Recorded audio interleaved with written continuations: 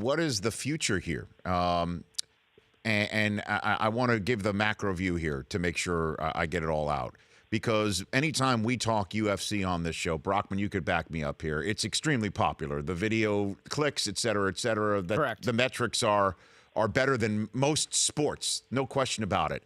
That said, you could say the three most famous MMA fighters right now that have name recognition. One just debuted in the WWE last night. One got let out in handcuffs and is who knows when the heck he's going to fight again in Conor McGregor.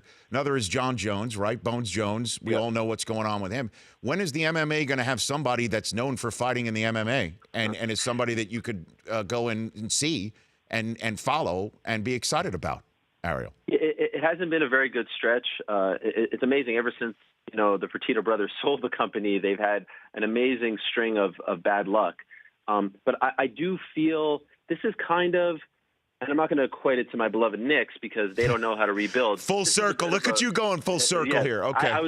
You like that, right? But the problem is the Knicks don't know how to rebuild. They've been rebuilding for 20 years. The UFC is actually rebuilding quite nicely.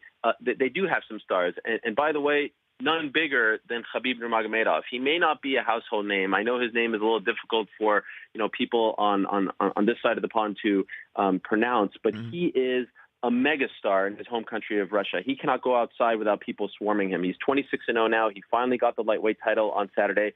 His trash talk is unbelievable. It's very much like Triple G. If you're familiar with the way Triple G talks, it's sort of that Eastern European broken English, but it's very compelling when he speaks, and he's actually a better trash talker than Triple G.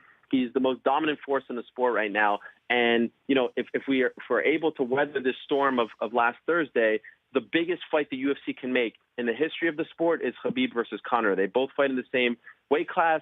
Khabib just got the belt that Conor was stripped of.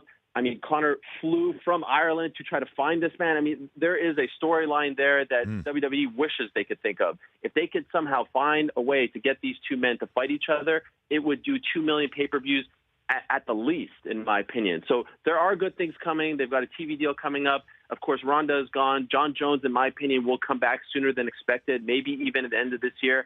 And, hey, there are talks that they have a deal in place with Brock Lesnar. And wouldn't that be crazy that he'd be going now from WWE to UFC? So it's not all doom and gloom. It's a bit of a rebuilding time, but I don't think that, as the great New York Knicks guard Michael Ray Richardson once said, the ship be sinking. I don't think the ship be sinking as much as people want to make it seem. The Rich Eisen Show, weekdays at noon Eastern on Audience.